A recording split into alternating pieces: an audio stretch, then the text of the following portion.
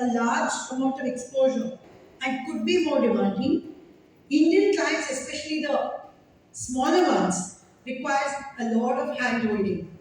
Lawyers for small businesses are almost like consultants assisting them and helping out. In fact, I recall cases where, in trademark matters, where clients have been injuncted and they come to me and they used to say, "What do we do with our business now?" I've in fact helped them design trademarks. And those trademarks over years have become their own marks.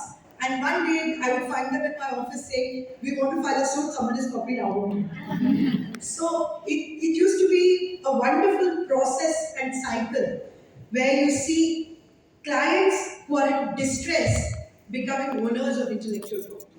So that's the kind of role that we can play even to corporate clients or small Indian clients.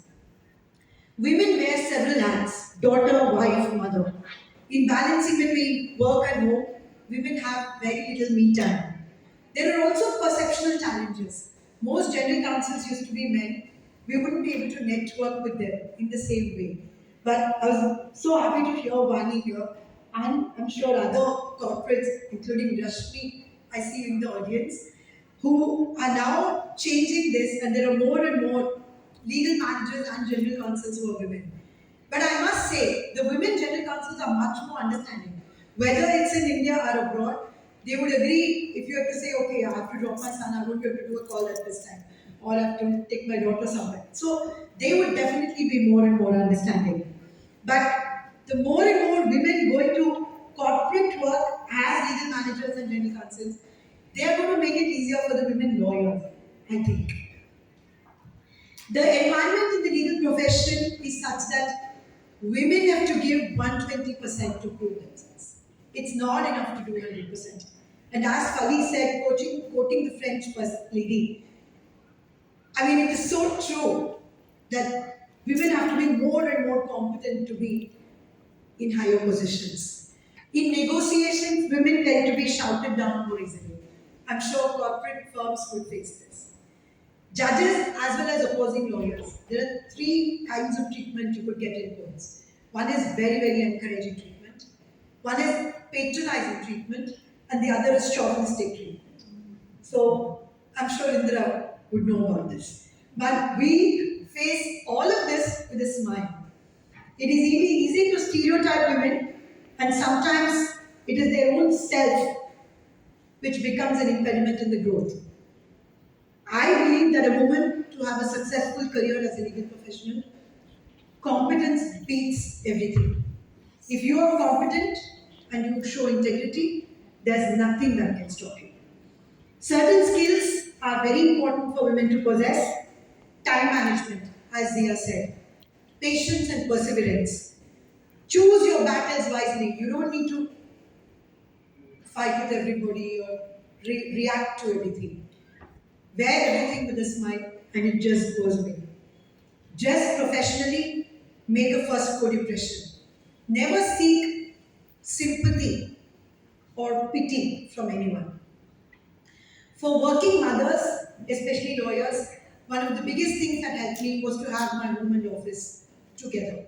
That really helped me connected to my family, keeping connected, taking care of the elders and the children, and keeping a lot of help for domestic chores. You don't need to do the mundane jobs.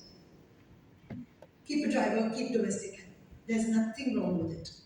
In terms of education and expertise, it is good for women to have some expert field of law.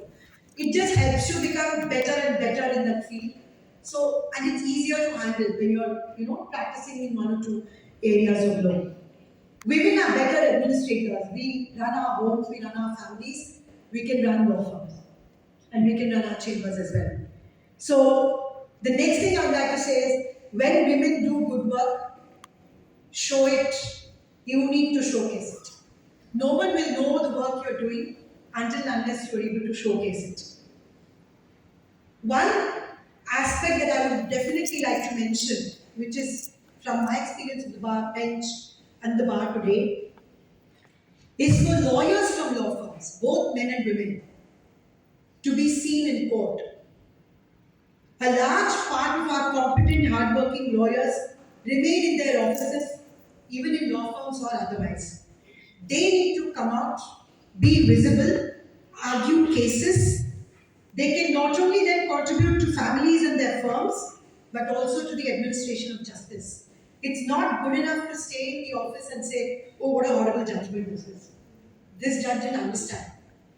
Because you know the law, you should get out there. The legal system thrives because of courts. Lawyers, including women from law firms, need to make their presence felt in the courts and not remain behind the scenes. They are hardworking, competent, they have good command of the language, and above all, they know what the client wants, the lawyers in the law firms. I see a future where more and more lawyers from law firms become senior advocates and even judges.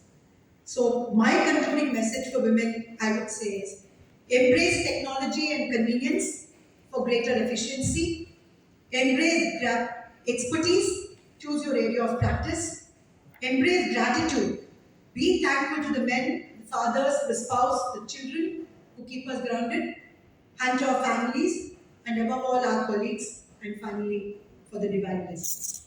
Thank you so much, Mr. Basir, for having me. It's wonderful.